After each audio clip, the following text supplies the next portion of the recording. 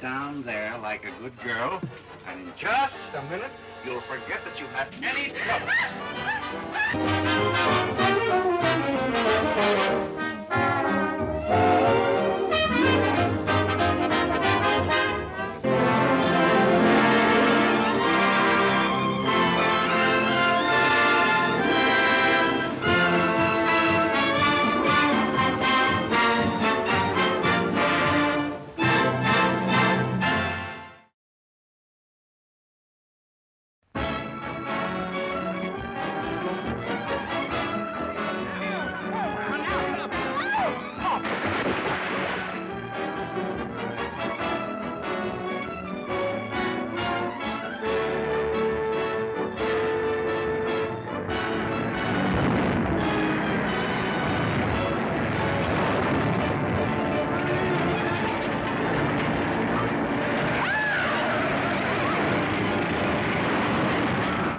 Find out how it feels to be in trouble.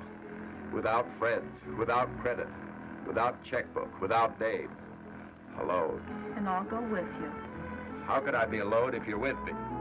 Sullivan's Travels, the side-splitting story of a $4,000 a week big shot who turns hobo for experience and gets more than he bargained for. You better drop me at the next corner and take this bus back where you stole it from. Don't talk nonsense. I left a note saying I was taking the car. Or did I? Be nice if you could remember. What do you suppose that is? Well, whatever it is, there's absolutely nothing they can do. Remember that. What did you say? I said there's absolutely nothing they can do.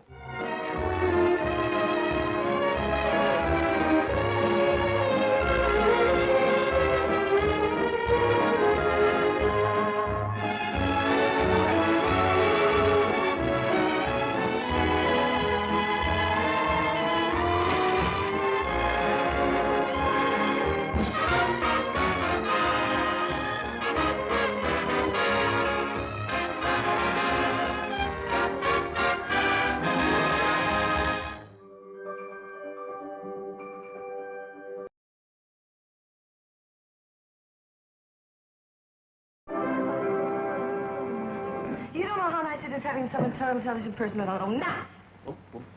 Oh, sit down and talk to me. I like to talk in the morning when your head is clear, particularly when you've been someplace, some Christ knows when, some other night. Christ in the middle of it. Ah, God. Oh? I don't like that shit. The first part was squat. Yes, I know it was, but I stunk up the... No, not only does it make me have something to think of. I got that far. Holy Jesus Christ. Oh, what? Christ, where am I? That something could be done that might make it possible for these fellows in the wintertime to have a better break than I have living down here in this goddamn stinking dump. Hello, Godfrey. Hey, you can put the gloves in. Nuts. I'm fish. Come on, quick. You'll buy that one. Yeah. You have a bang up, damn it. God damn it, I thought it was going to be a fit. You son of a bitch.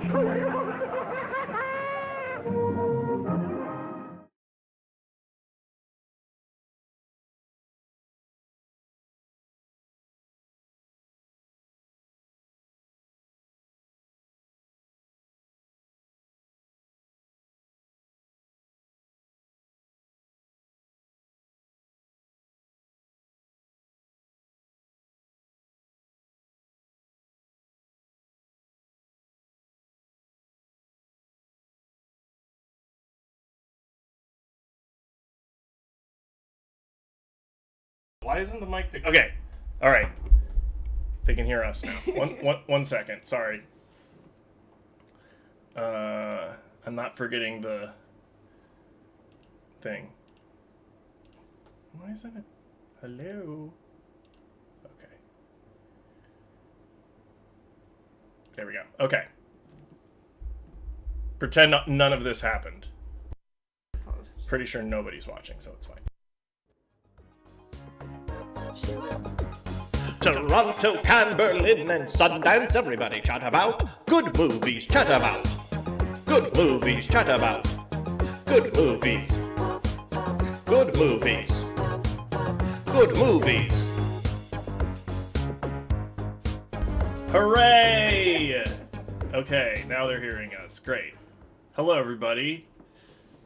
It's week 2, episode 2 of the Googoo's Good Movie Chat About. Yeah, we're flying especially by the seat of our pants because, well, it's all on me. I sure enough did procrastinate on like, oh yeah, I gotta make sure I have a guest and a topic and stuff, and I had talked to Harrison a while ago, but then I waited until like a couple days ago to be like, oh, can you actually do this? And anyway, it's fine. And so my beloved, Here to save the day. my beloved, my other half, my lovely wife Abby, I asked. Well, and I had like talked to when I was bringing this house, like you know, because when I did my first foray into streaming, sometimes you would come on the stream and you were eventually like, I don't really know how I like it necessarily, but when we were talking about doing the movie stuff, you're like, no, I think actually I would be interested. You said that like a little while ago, and so I asked, could you save my ass this week? Yeah. And we went back and forth with our movies, but actually before we talk about our movie selections, because there's 2, we're talking 2 movies this week, let's start with, well, first of all, we're really boring for our maybe the most concessions. boring concession segment. We got 2 waters. But they're in different containers. My patented, our signature water bottle. Important to stay hydrated. Cat hair mine. It's cat hair and Abby's. That'll happen. Getting too much computer. It's fine.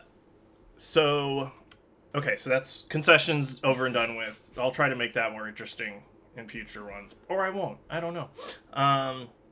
But what was, Abby, the last movie that you watched besides these movies?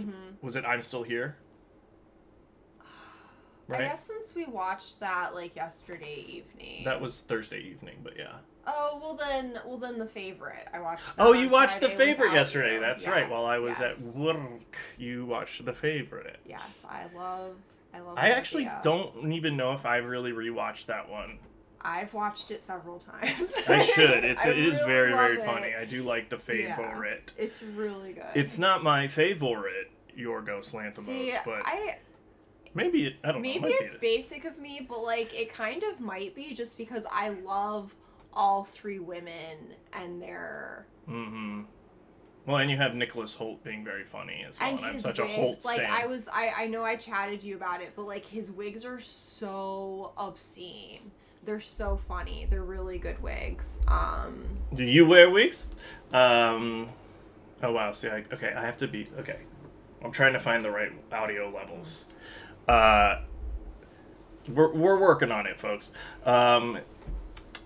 Yeah, so The Favorite, I think actually my favorite Yorgos might be Kinds of Kindness now, because I really love that, and I rewatched it. Both of them. Yeah. I like all of his Emma Stones. Well, yeah, and Poor Things is very good as well. I actually really like Poor Things quite a bit. Yeah, even though some people will cancel you for that take, I don't care.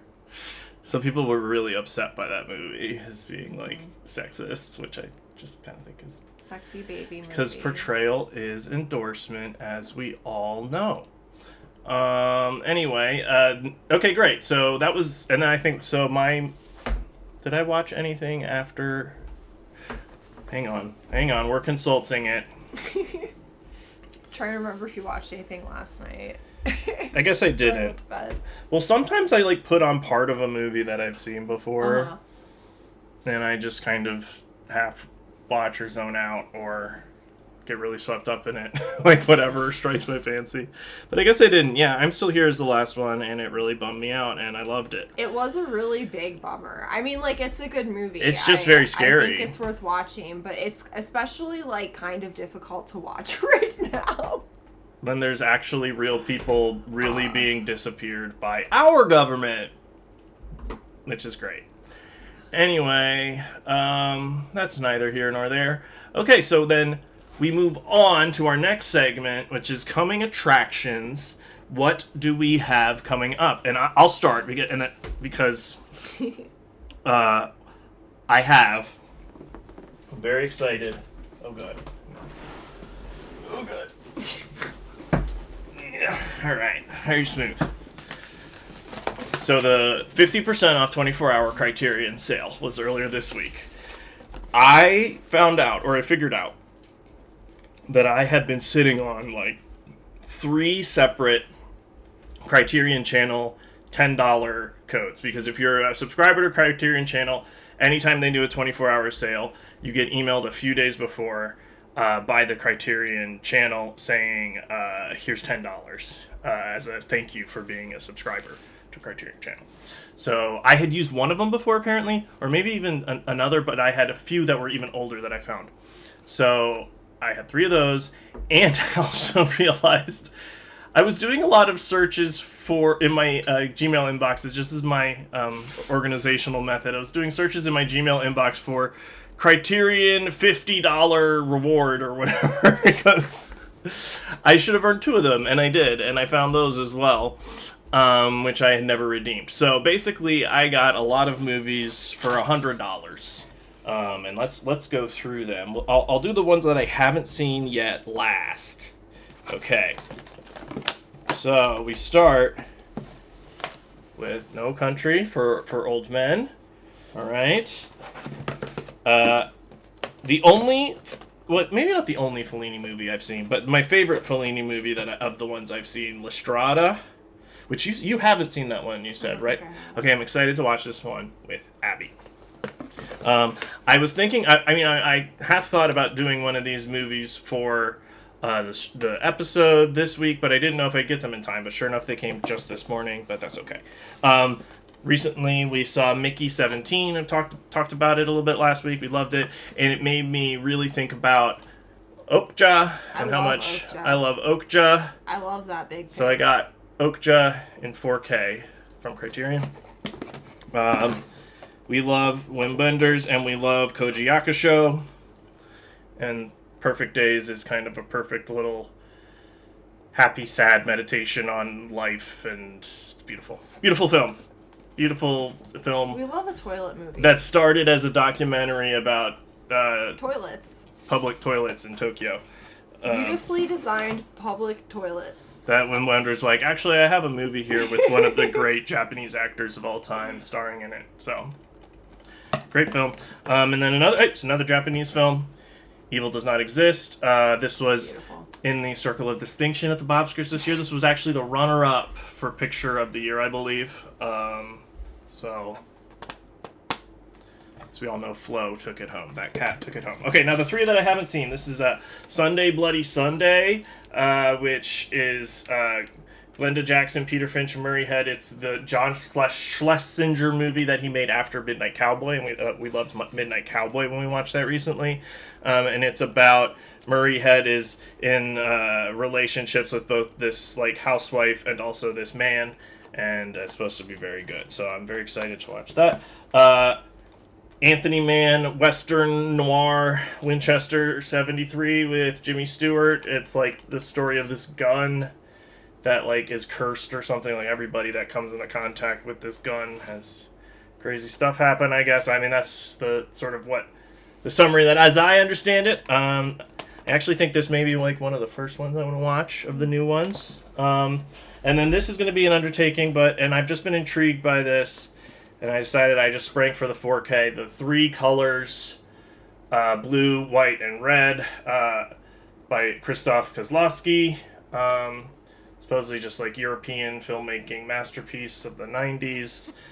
3 different movies of vaguely interconnected worlds and themes. So, and it's got Juliette Binoche and Julie Delpy and some other actors. But I'm excited to dig into that. But I'm not going to be able to watch any of them. Abby, you're doing great just sitting there. I'm talking so much, sorry. I'm not going to be able to watch any of them after the stream because I'm actually very excited. I'm going to the Fine Arts, the theater. No, I'm actually taking my niece, who is just shy of 15 now. She's just a couple weeks away from being 15. And she's actually a former guest of this stream. She was on when she was just before her 11th birthday. Yeah. Now she's almost 15. and she goes to high school around here, and she wants to go see one of the neighboring high schools' production of Mamma Mia, and that neighboring high school also happens to be my alma mater. So she asked me this last night, and I was like, I can't say no to this. I have to do that. I have to do this. So we're gonna see how that's gonna be my own little homecoming. Oh yeah, I could just turn down the slider there. That seems to be working. Yeah. So I'm excited to do that, but that means that I'm gonna be doing that. And Abby, what are you gonna be doing? I don't know. She's not sure. I'm not sure what my coming attraction will be. But your MO when I am gone, I'm out of the house, and you want to watch a movie is what? Bad horror. Yes. Basically. If I'm trying to relax at the end of the day by myself in my darkening apartment, I prefer to watch a bad horror movie, and that is honestly probably what I will end up with. But we'll see. Well, and we were gonna fun fact about our relationship: we've been together for going on 15 years now. Been married for going almost 10 years now. Yeah, a minute. Big one. But we still do have separate bank accounts, and even more, just because it's like we just do, and we Venmo each other all the time, and it's fine, and it works for us. We're just mostly out of laziness, yes, more than anything else, which is the funniest part. Well, part of it is that I'm on Bank of America just because that's what I've had since college, and you really hate Bank of America. I don't want to change PNC, and I don't want to change mine because I'm happy with where I'm at, so we're fine. But I get grandfathered in. All ATM charges get just given back to me at the end of the month every month, as long as I don't close this account. Yeah, but I don't really go to the ATM much. I go to the ATM every time I go to the dispensary. The what? Okay, never mind. Well, it's legal medicine. So it really pays off. Yeah. That's true. I guess that's a fair point. That's literally the only attachment. But the even more serious separation that we have is separate bank accounts. We also have separate Apple accounts where 99% of our digital filmography that has been purchased over several years from the Apple store is on my account. But Abby has a select few. I do. And they are of a certain breed. I have some movies, and I'm sure they say something about me.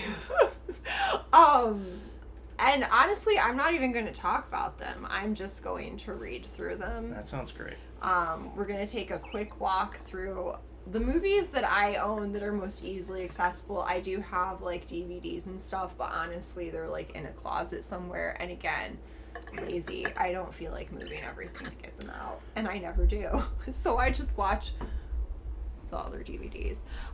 So we're gonna start off top of the alphabet and just slide on through. Batman versus Superman Battle Royale. Also, it's the Batman versus Superman Definitive Edition, right? Isn't it the extra long one, I believe? Yes. Okay, good. Don't get it twisted. We're not like really like as Restore the Snyderverse people, but we do like to watch that one to laugh at it. Sometimes I see a movie and I'm like, ooh, this made me feel really good to watch in a particular way, and I'd like to feel this way again, and that is usually what leads me to purchase a movie on Apple iTunes. That's great. Bram Stoker's Dracula. Yep, Francis Ford Coppola's. Yep. Dresses.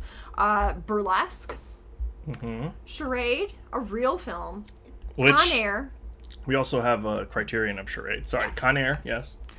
Crank 2, High Voltage. Mm-hmm. Deadpool, just the first one. Just the first Deadpool. Dread, which is really... Carl Urban Dread. Slaps. That movie is incredible. So good. One of the best cyberpunk works ever filmed.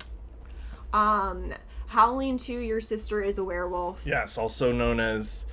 What is it, like Werewolf Bitch or something? Doesn't it have like 6 different titles? I don't know, but if you want a good time, go listen to the theme song for that movie, which is really... Maybe if we take a break or something. Yeah, it really is like one of the best movie songs ever.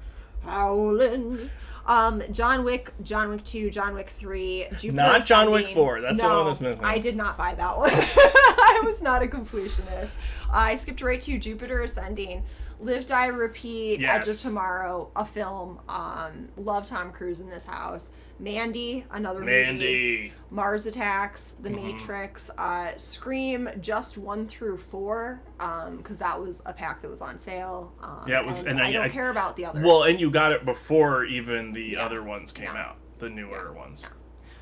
Seven Samurai, Southland Tales, Stargate, Starship Troopers, Tropic Thunder, Venom.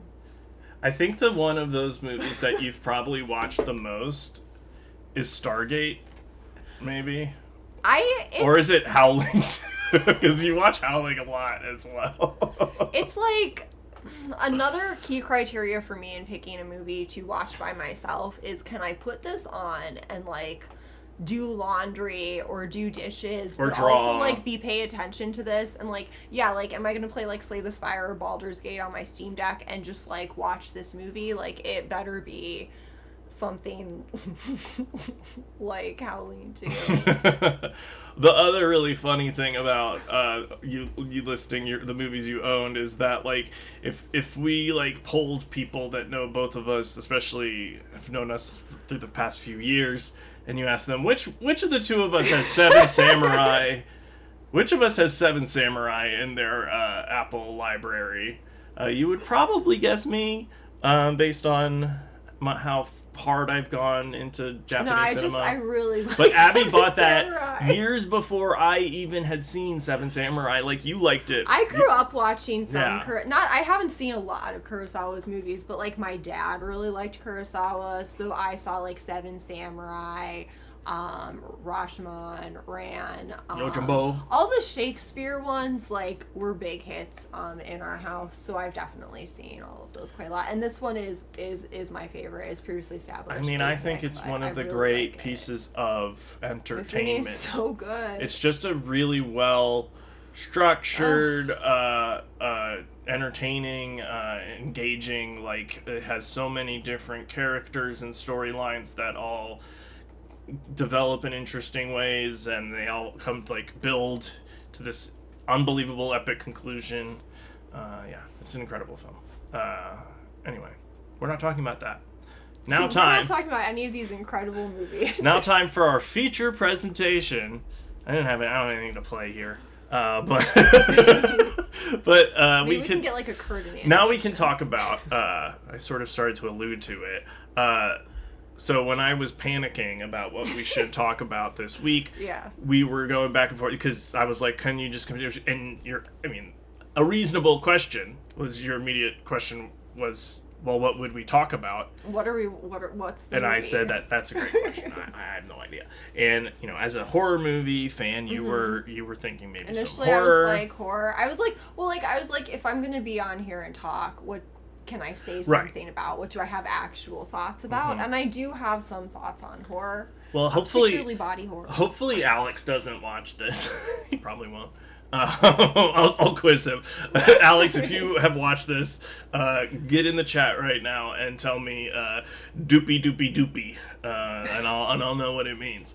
But he was mad at me last week because, not mad, he was playfully pretending to be mad that I assigned him a film, but I was alluding to also messaging Harrison about what film. He's like, "Oh, you're letting him choose," and I'm like, Alex could have given me. I guess I could have more. I chose. That's the end of the story. But I could have been more proactive in saying, "Do you have any what you would want to watch?" But I also feel like I'm sort of setting the tone for what this show is, and I do have kind of criteria that I'm building for what. Oh yeah, no, you shot down a lot of my suggestions. What a good movie chat about good movie is. That it needs to have a pre-existing sort of undeniable reputation and cultural it has cachet. To be at least 20 years old. Yeah, it has to. That was a criteria I was unaware of. It has to be at least 20 years old, because that's the other thing, is that it's good.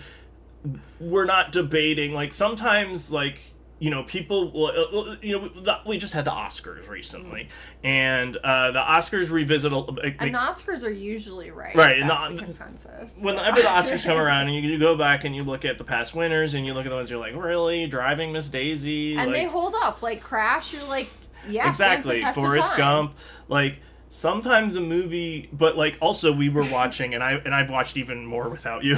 We watched the Siskel and Ebert. If we picked the winners, yeah, I was actually watching. I had a playlist of them on while I was working the other day. I was just watching I had a bunch of Siskel and Ebert. If we picked the Oscar winners, and.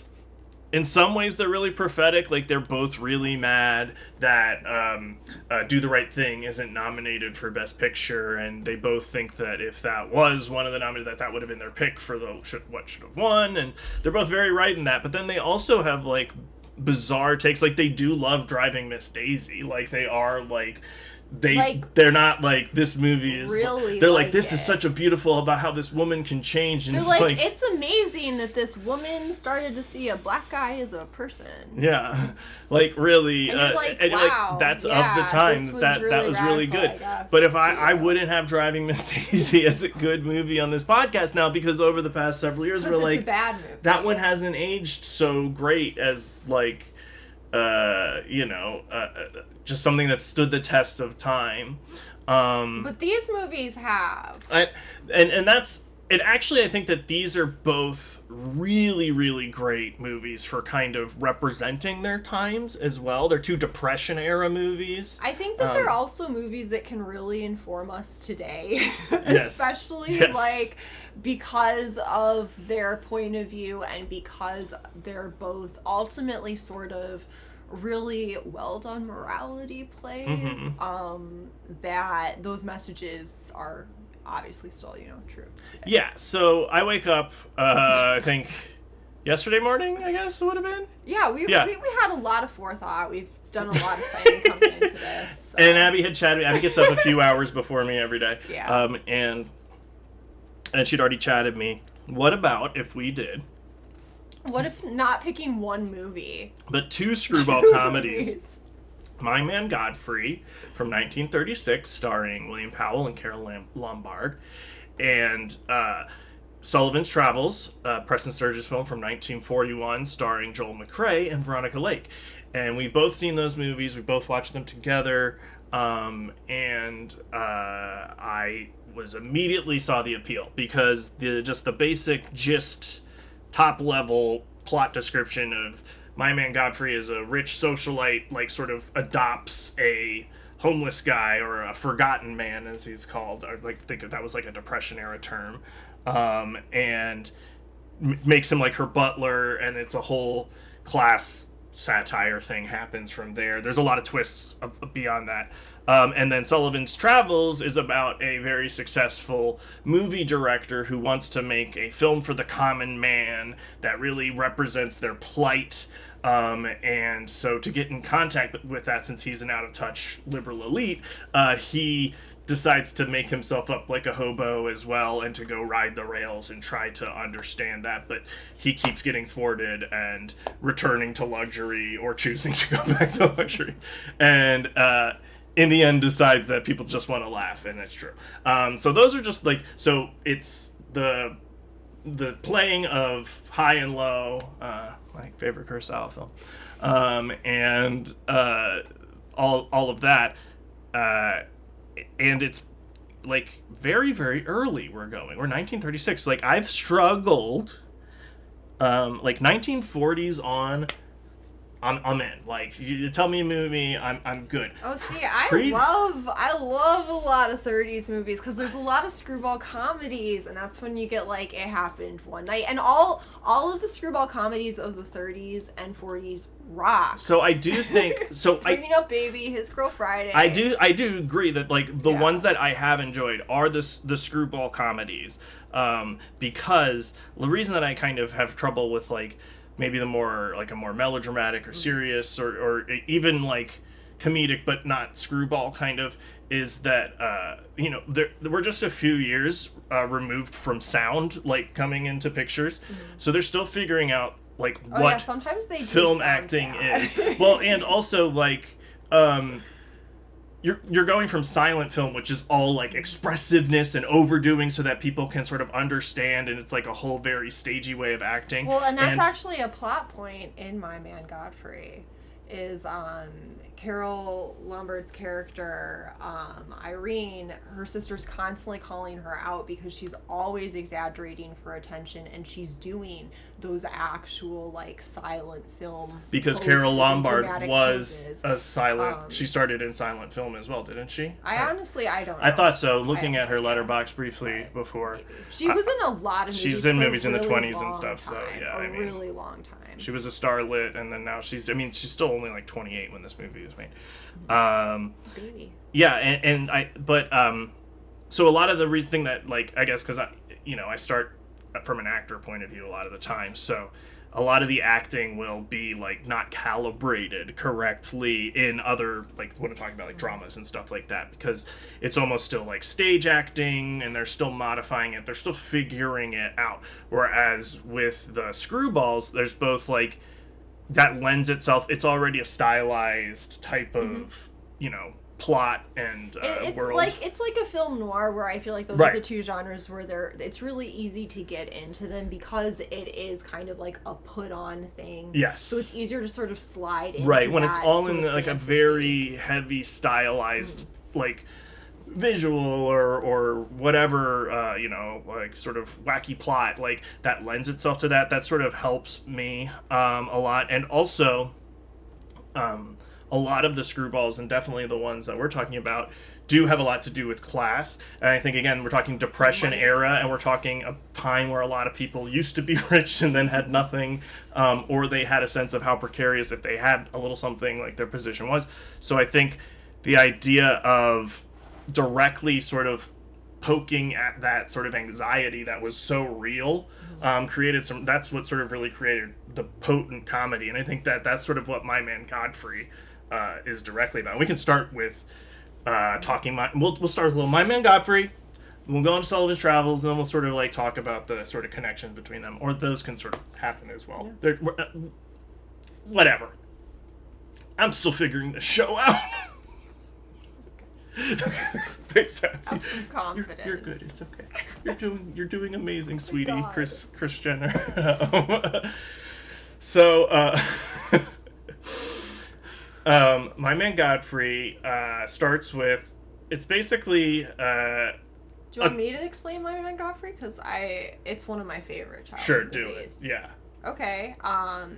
But also keep in mind, we don't do a play-by-play in this thing. We're going to do a quick summary. This isn't every scene or whatever, but yes. I wasn't going to. No, I'm not saying. I'm just like, this isn't blank check. We don't go every scene by every scene here. It's not a 3-hour long episode. Yeah, no, and we're only doing a little bit of context. Right?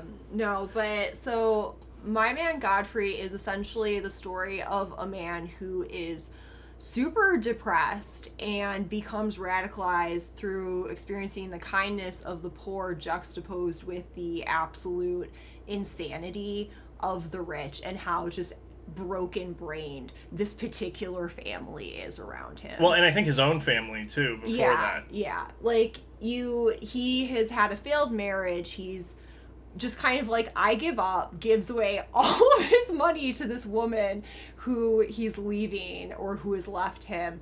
He's gonna kill himself, and instead he ends up homeless, but trying to experience life for the first time, like the forgotten being men. Thankful for what he does have with these so-called forgotten men who are also living on the homeless, docks, down on their luck, sort of pushed out to the fringes of society, and by chance happens to get pulled into the kookiest of kooky Harrises. There's like a bunch of wealthy people at some. I thought we weren't doing a play-by-play. No, but I'm just like, how he comes into their world is important. A scavenger hunt. Yeah, they're doing what's called a scavenger hunt, which is like, and it is just like sort of establishes the like pernicious like avarice of like the upper classes, that they're like, whoever you have this scavenger hunt throughout the party, and then the last thing you have to do is find a forgotten man. You have to go out to the street and find a homeless man that will come back with you, and then that's how you win the game. So the first object on this scavenger list that you're introduced to is the Forgotten Man, but as soon as you make it back to where they're holding the scavenger hunt, you immediately see that the other items are things like a goat. Like, this is, like, they've already, so you kind of walk into seeing how they're already putting these homeless people on the same level as an animal, and then that's constantly reinforced, because even when he kind of gets this, like, break, as it were, to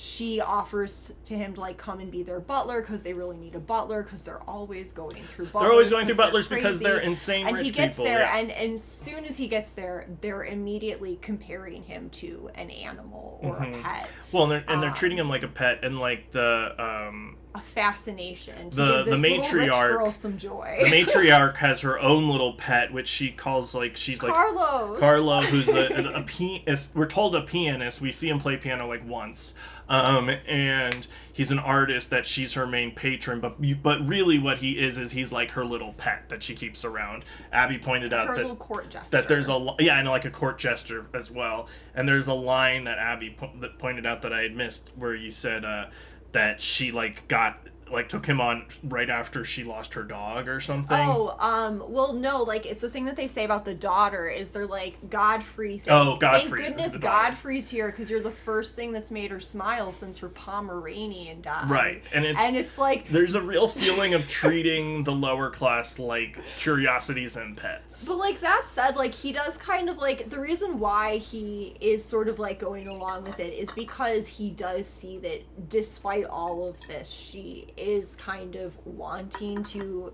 be kind to him fundamentally. Right. He understands that she's just so naive and stupid that she doesn't see some of this. And so we don't find out until, like, a little bit way through the movie about how he actually is a rich man himself. He comes from a wealthy family. We find that out later in the movie. But yeah, I see what you're saying, because and he sort of says later in the movie that I think he sees he sees himself in both of these sisters. Mm-hmm. So yeah, we should talk about she the has her bitch sisters. sister that first comes and tries, because she just comes up to him and she's like, "Would you like $5? Please come with me to a party, and I will show you off, and you will get your $5, and I will win because you are a gross forgotten man, and that is part of the my scavenger hunt." And he's like, "Fuck off," basically. He gives her a really, really accurate and great read towards the end of the movie, where he kind of gives everyone the morality play message, but, like, she's selfish. She's never had anyone say no to her, and the dynamic between these sisters is that she's always fighting with her sister over what her sister has, even if neither of them want it. They want it because the other sister has it. Right. So all you see is this immediate battle of all the younger sister wants is to one up her sister this time, and that is the sort of, like, kindness he's doing her for being kind to him when her sister is so because the younger sister, Carol Lombard, is able to win the stupid scavenger hunt because she's nicer to him, basically, and, like, talks to him and isn't just like, "Come here." And he actually offers to, like, go be her, and she's like, "I wasn't going to ask after how you pushed my sister down." I love getting to talk like this. Sorry. And yeah, so I think that they represent, like, sort of two, like, one, the oblivious and clueless and just kind of lashing out at nothing, and sort of like rebel without a cause type of thing. It's like you're so comfortable that you don't know why. You're just like a monster craving more. And I think that there's a lot to be said about the portrayals of the rich people in both of these movies. And him wanting to, like, escape that and sort of shake that off of him. Yeah, I think you're right. He, like, sees it as a quest with this family of what he's learned. How can he sort of impart that in this situation? He learns a lot from those forgotten men, and that genuinely, like, it's I like My Man Godfrey because it's kind of like his path to radicalization, where like his entire business model by the end of the movie is just earn enough money to have all of these men have homes and jobs. employment. Yeah. Like that's the entire business model, and his friend like from his business school like can't wrap his head around like what they're doing. Right. And he's just like this. Well, is he's the like, new I just want to model. sort of take care of people, and I think that and he does all along the way also take care of this family, Right. even though they can't take care of themselves and literally have run themselves into bankruptcy. Yeah, and there's a really great, like, browbeaten father character who is also trying to tell them the entire time, and nobody will listen to it. Literally every scene of the movie, Is he's basically, like, "We're broke. I'm losing all my Don't money. spend money." Everything is, and they're all just like, Stop. oh, please, don't be silly. We have all this money. Look at our home. And it's like, so there's a whole thing of that they're acting like the richest doofuses in the world when they actually have nothing. And then the butler that, like, they're like, oh, he's so wise, is actually, like, a very wealthy man. And we find out at the end, we'll just skip to the end, that he's been basically, as the stock has been plummeting, he's been short selling the Bullock's whatever company stock and buying it back to then write over all the shares so that, like, when he thinks he's ruined, he actually isn't. I mean, I don't understand that kind of shit. But basically, he saves the day and makes out like a bandit, opens up a club. Is the club called, like, The Docks or something? It's literally called The Dump. The Dump, because that's where they just live. Like his office is literally called The Office. Yeah, and he opens a club It's called a The Dump, really nasty where set, where honestly. all I of hate the that set. forgotten I men hate the are restaurant. all the waiters and waitstaff and, like, car parking people and whatever. Yeah. But there's a lot more, like, you know, you have all the sort of twists and turns, but it's really the like wordplay and the like, it's genuinely really funny, and it's my favorite William Powell and Carol Lombard, like, both of them, because I love Carol Lombard just being kind of like a zany mess in a movie. She does that so well. I really like her in like Mr. and Mrs. Smith is really funny. No, that's sorry, no, that's Angelina Jolie and Brad Pitt. That's a different thing. movie. Oh no, you're right. It's Donald Glover and I forgot, I don't know the other that's actor's name. But this is like her like dumbest, most idiot heiress. And William Powell is so genuine and that's such a, like, compassionate, and I feel like you can really see like a kindness in the acting. And something that I like about My Man Godfrey over some of the other screwballs that people have, like Bringing Up Baby is another one, which I do really like too. I mean, it's Cary Grant and it's very funny. And I love Cary Grant. And that's a sort of similar setup almost, or like it's a extremely wealthy family, extremely wealthy woman that just, like, basically makes this man's life a living hell by, like, being in love with him. And that's sort of similar to what's happening in My Man Godfrey, except Godfrey has the upper hand, but, like, not in a way that he's never playing. But, like, you find out sort of at the end that he's been just kind of, or I mean throughout the movie, you find out that he's sort of pulling the strings here until the very, very, where he, like, tries to get a clean break from this family. But Carol Lombard says, no, you're not getting away from me. We're getting married. And forces him to get married. It's too late because she's already decided he is in love with her, and that's all it takes. That's all it is. And that's sort of the, like, that's a lot of the thrust of things.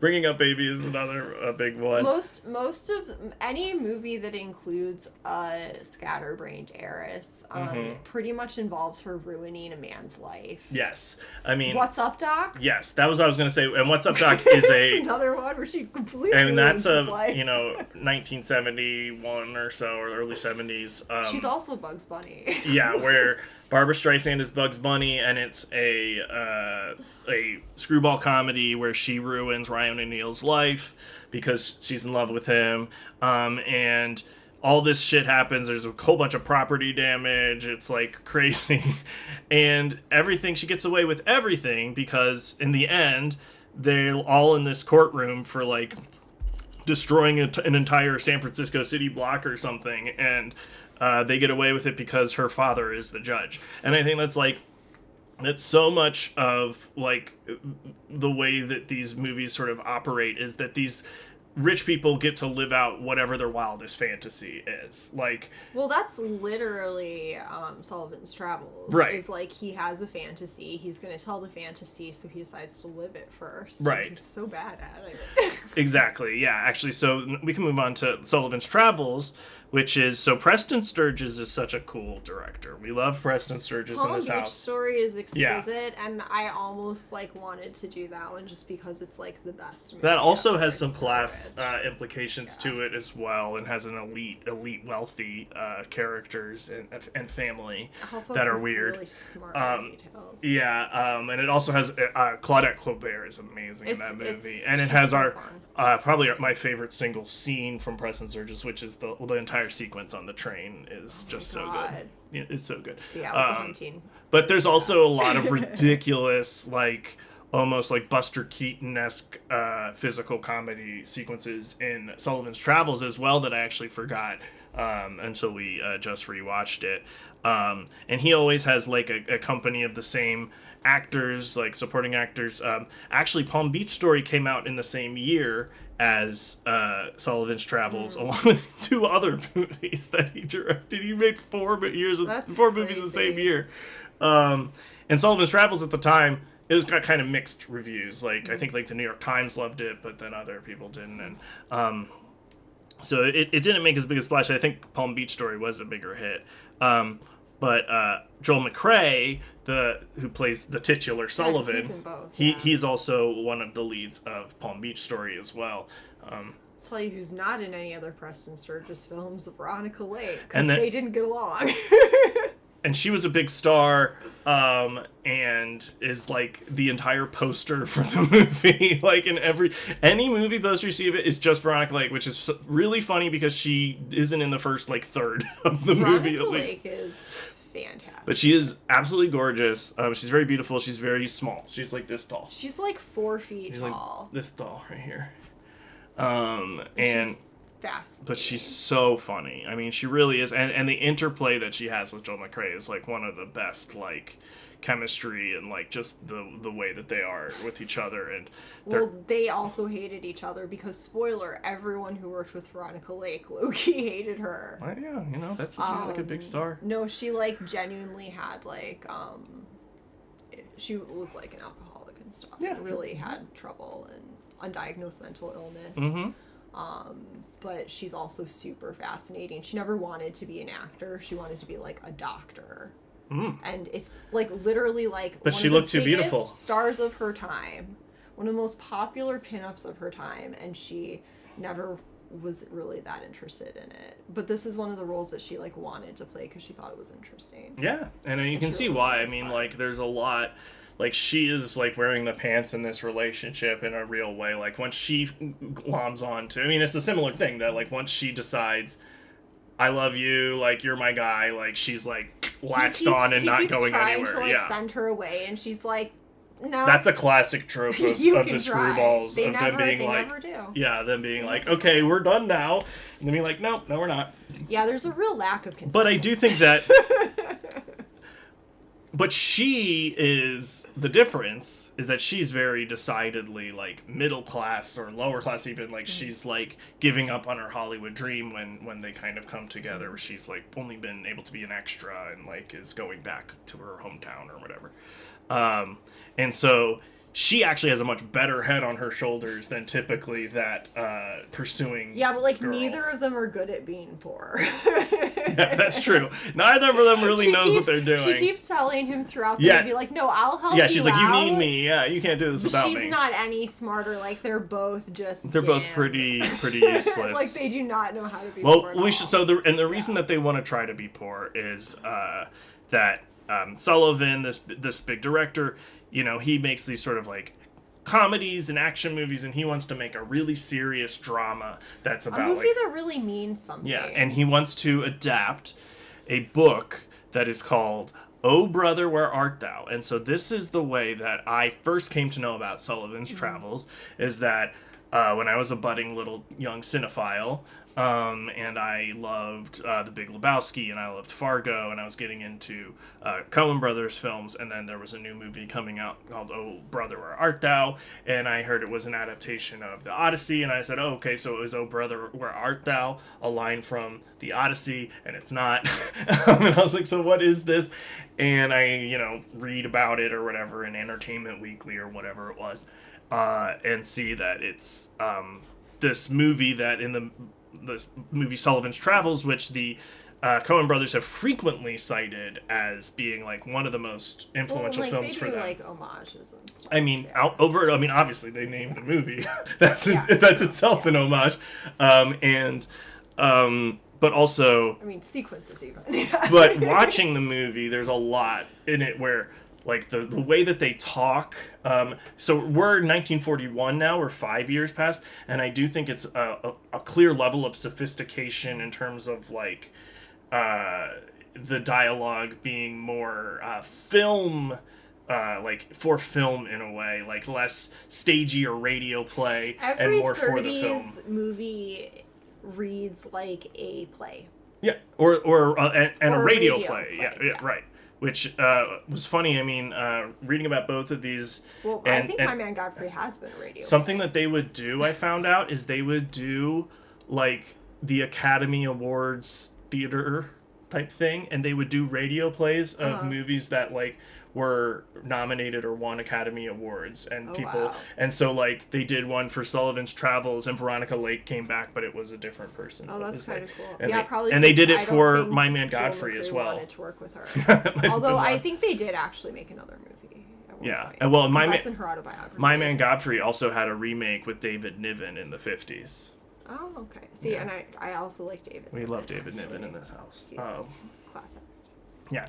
But yeah, 1941, I think that and also just Preston Sturges was such a visionary. I mean, he had such a ahead of his time satirical eye. All of his movies are so smart and all have like so much to say about and he their like society. Was I mean, I think we're like early Hays Code, and so there was always a lot of back and forth in terms of like the censorship, because he would get some stuff through, like here we have a married man that's pursuing another woman. One of our favorite Preston Sturges movies that we were talking about before is this movie called Hail the Conquering Hero. The Stolen Valor Which movie. is a movie about a battalion of Marines returning to this man's hometown where he's like depressed. Begging him to steal their valor. Begging him, forcing They're like, him. we're going to help you steal valor. Because he got a medical deferment and couldn't go to World War II. And he's but so embarrassed he hasn't told his family. Yeah, in his small town. So his whole town thinks he's a hero. Is thinking he's like a hero, and he's not. And in the army. This battalion of Marines that he meets like just randomly help him do this. And anyway, it's really funny. And then there's another one that's related to World War II, The Battle of Morgan Creek, which is about a woman who gets pregnant because she parties too hard with all these men shipping off to war. She has one of those overnight military and isn't sure who doesn't know who the father married, is. Has no idea. And this movie came out in the early 40s. Like it was like he got some really like out there like things through.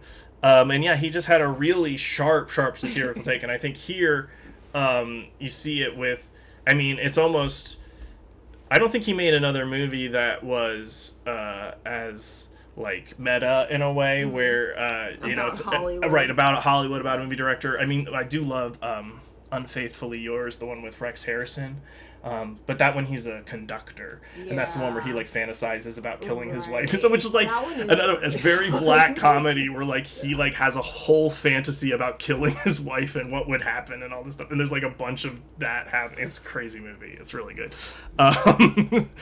and yeah, so like you can almost see him in it a bit more, and like he makes these really appealing comedies where he also puts these sort of social messages in, and you can kind of almost really see him in this picture with this guy that says, I want to really make something that's going to really help the common man. He goes on this whole long odyssey where he keeps trying to leave Hollywood, and then he keeps coming back accidentally. Like, he... just, like, even, like, being like, I'm tired, I'm hungry. Like, Veronica Lake is hungry and tired. We're going home. And, like, each time he does, everyone treats it as this, like, victorious return of, now you're going to make the greatest movie of all time. And this is so brave of you. You're so amazing. So he comes to this, like, welcome every time, and the final time he decides, like, okay, I'm gonna, like, pay this forward to these, like, poor people who have taught me so much when I haven't interacted with them at all through the course of these experiences for the most part. I mean, except for, I think that what finally, like, seals it for him is... No, he like, then is forced to actually truly experience what it's like to be poor, but only after he decides he's altruistically gonna, like, go back and pay that forward. And that's when he accidentally, like, ends up looking into what it's like to be a poor person who isn't a rich director, who doesn't have access to that name recognition. And it needed him to be like out of jail free card. It needed him to be like amnesiac as well. He couldn't even remember that. He doesn't know who he is, so he can't even advocate for himself in his, like, 1 minute court sequencing. And of course gets a judge that's like, I'm being charitable by not giving you the fullest extent of the law for the things that you He gets sentenced to 6 years because 6 years when he's disoriented, this, like, railway worker, after he gets, as he's giving out these $5 bills, this one homeless guy sees what he's doing, and he, like, chases him, and he, like, stalks him, and then kind of, like, knocks him out and tries to take the money, and as he's running away, he trips and the money goes everywhere, and he's trying to pick it up, and then of course he gets run over by a train after stealing Sullivan's shoes. So when they can't recognize the body and they see his shoes, which conveniently, as has been established at the beginning of the movie, has his ID sewn into the shoes, for whatever reason, they assume that he's dead, and Sullivan, not knowing who he is, wakes up in this random train yard, and this, like, railway worker is, like, rustling him, and he's all disoriented, and he picks up a rock and, like, attacks him. So he gets sentenced to 6 years in prison. I said I wasn't going to do a beat-by-beat plot thing, and I'm doing it. That's why I'm not. I know, I see you sitting there like, you're doing it. We're doing it. You're doing it. Yeah, you're right, too. Anyway, that's where he meets another one of Sturgis's regular guys, this little mousy guy that I really love. And another one of my favorite scenes, though, is then they get to go see a movie at the local, like, black church. Is a really beautiful scene because the preacher, like, has a really great sermon. It's these two movies that has a single black person. That's not true. There's, like, 2 black people. Well, they're usually pretty racistly portrayed, I will say, fully. Like, I mean, it's very of the time. Like, I mean, like, but this preacher isn't, I think, actually. The preacher is really... and it's a really beautiful, because he's like, we judge not, lest ye be judged, and we're going to welcome... It's our weekly... They have a church movie night, and they invite these, like, prisoners from like, the local, nearby local, like, prison yard, basically, like, and they're like, hey, you can come to our movie night, so everyone comes to watch, like, cartoons. They watch a Disney cartoon, on, like, it's like Pluto. In this church. Oh, yay, best viewers on streamable.com. Yes, get them. That's what we need. Yay. Follow. How do I fucking... God, this shit sucks. What the hell? It's right there. Oh, yeah. Ban. Bye. Okay.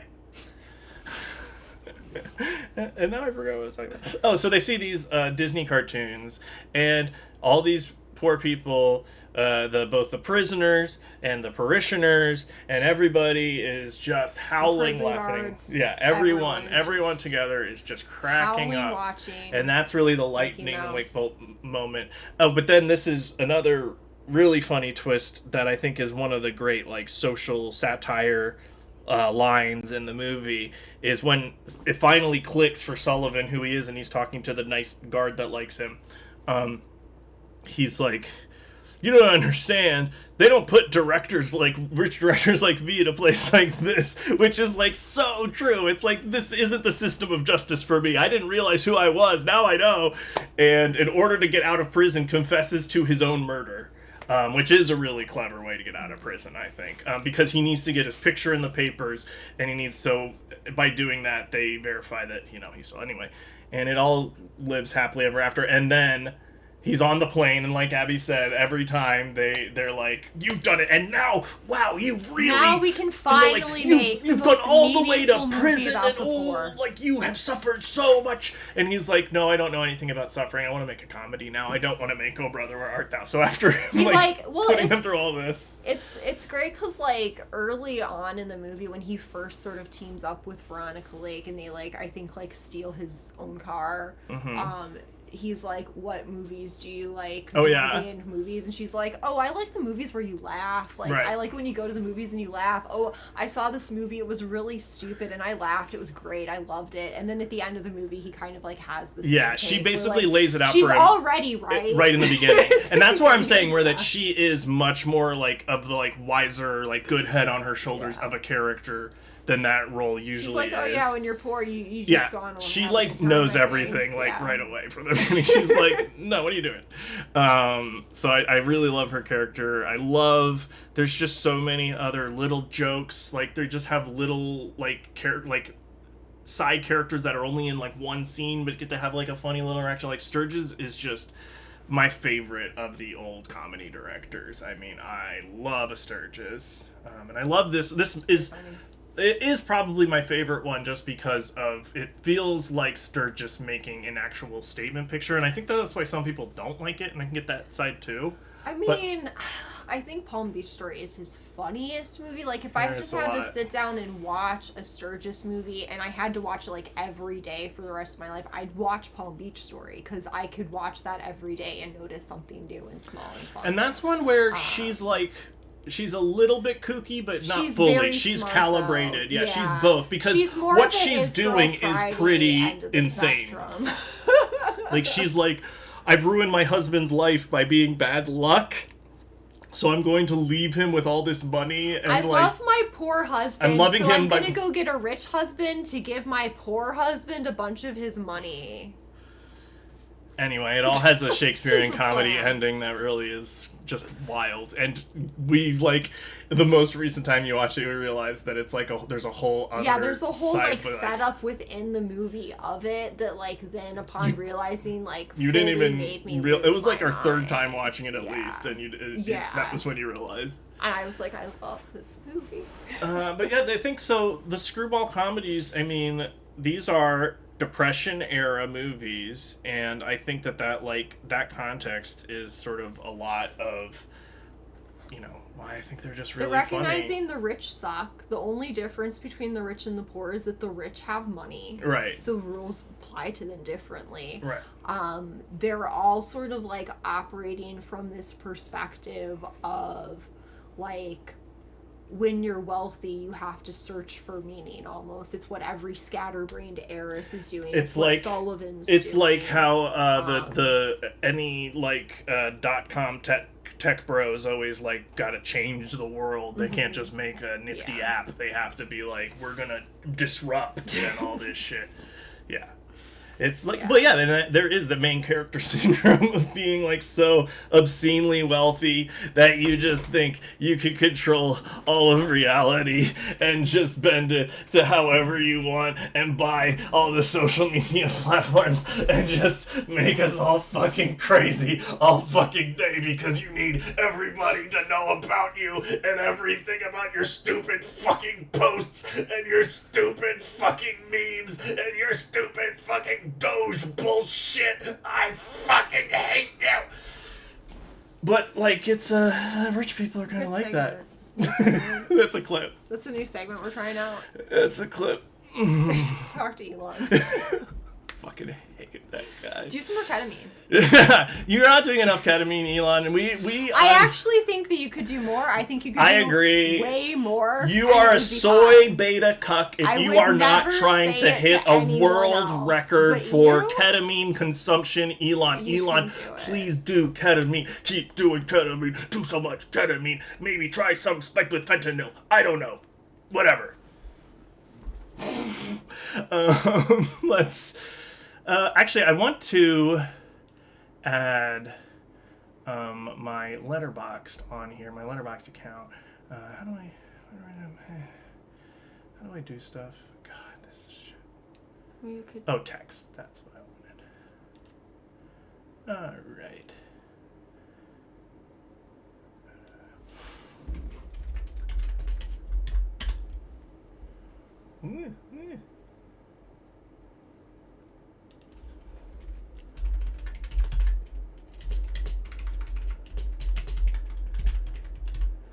All right, here we go.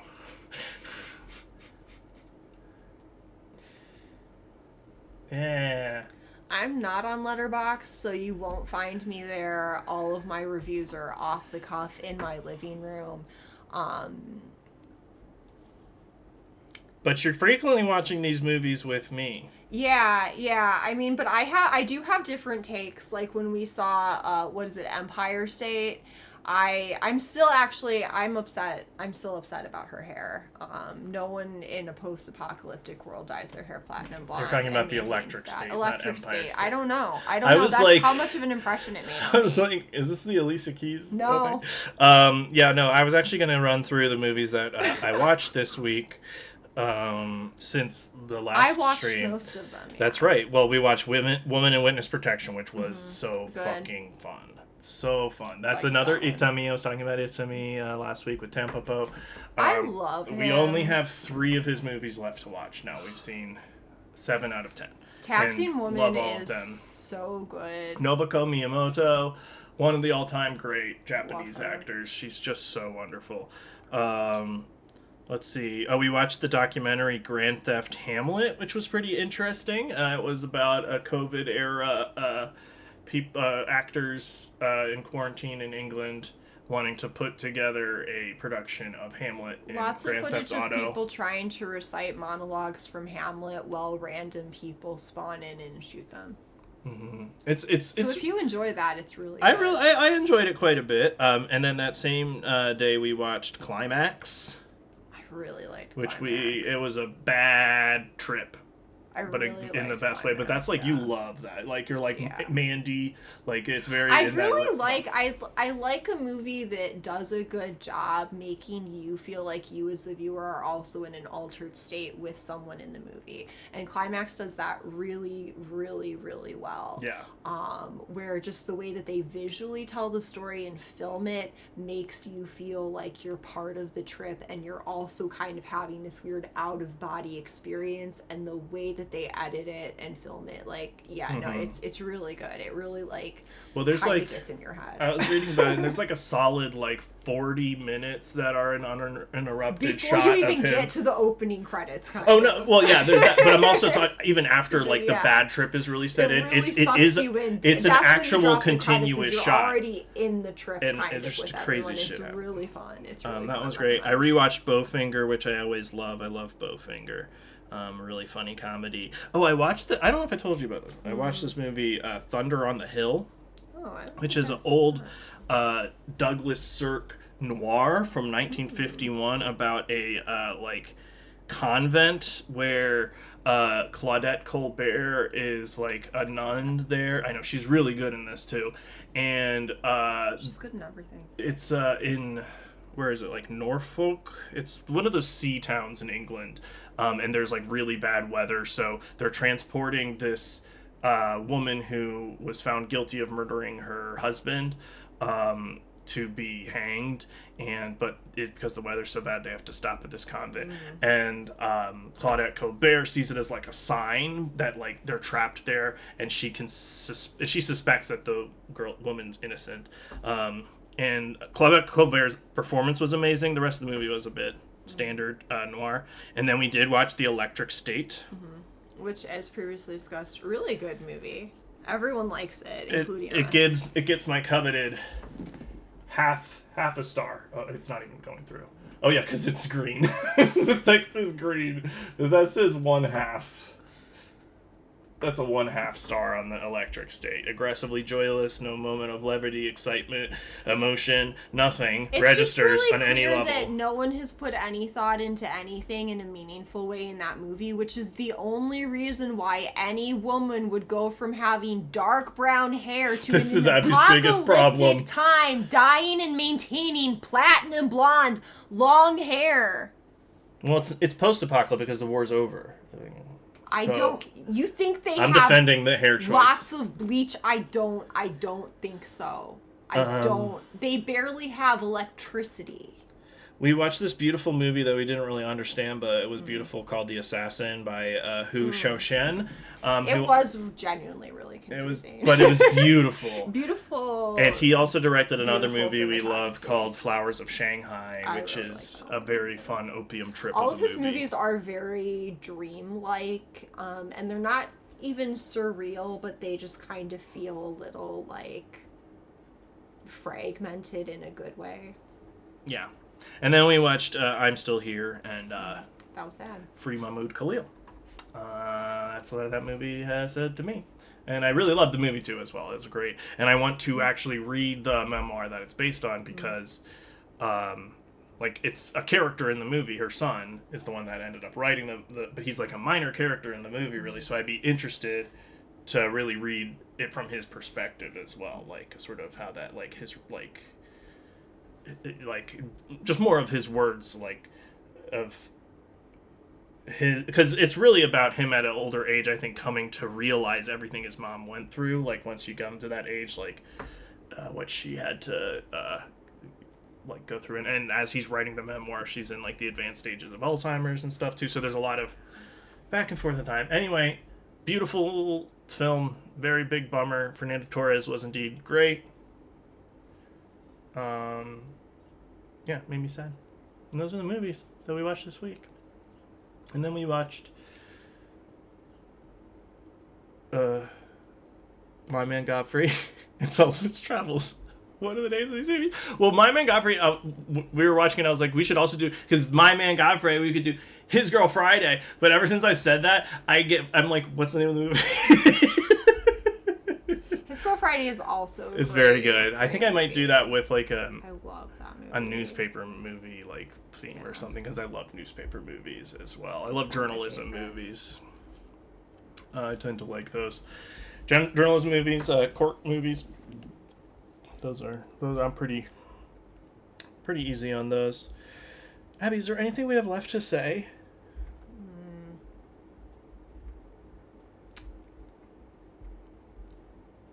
I think a lot of people our age don't really enjoy watching a lot of movies from the 30s, probably for like a lot of the reasons that you kind of mentioned, having a hard time getting into them.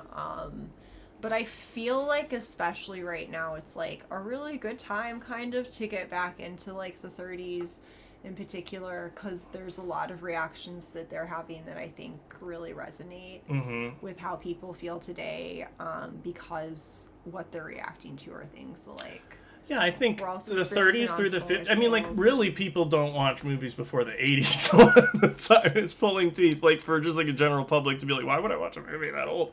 Like, even the 50s, I think what's really funny is, like, movies like Sunset Boulevard or Singing in the Rain or something, like, those are from the 50s, and they're already talking about, like, a Hollywood that is hollowed out and, like, not what it once was in its glory days, and just, like, how much worse it's gotten since then. Like, just how much more, how hollowed out the industry glory is. days, but also, like, these were days of, like, indentured servitude. Well, yes. Like, no, yeah. you know, like, like, becoming indentured to, like, I more so mean just, like, as the business. Yeah, I just, like, there's still, like, also this sort of, like, for all of its, like, veneer in this period and sort of the glossiness, there's also a lot of, like,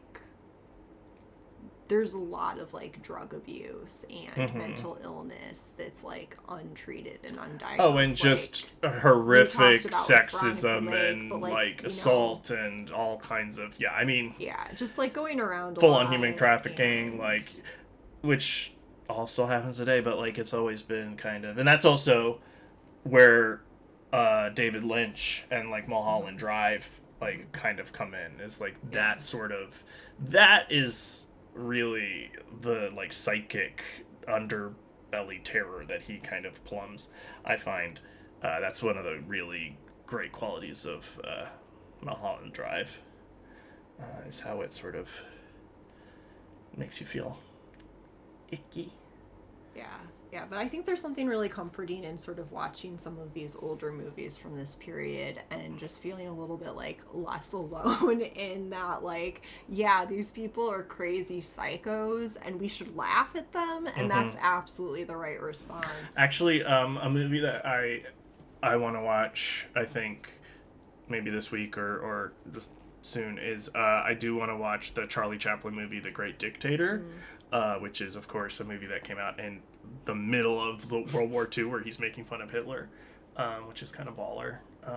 So I think that might be fun to watch, because we live in interesting times. Anything else we've got to say, my love? Good movies. We chatted about them. Yeah, it was a good movie we chatted about. That is exactly right. Nobody's Good even movie watching, so I'm chat not about. going to rate it. And also, I don't think anybody's watching us. No. So if you're watching this on the VOD, thanks for watching, and I'll get it up on YouTube. If you're watching it on YouTube, leave a comment with where you're watching from. Leave where you're watching from, and I will be sure to reply. Yeah. Okay. Goodbye. I love you all. Goodbye.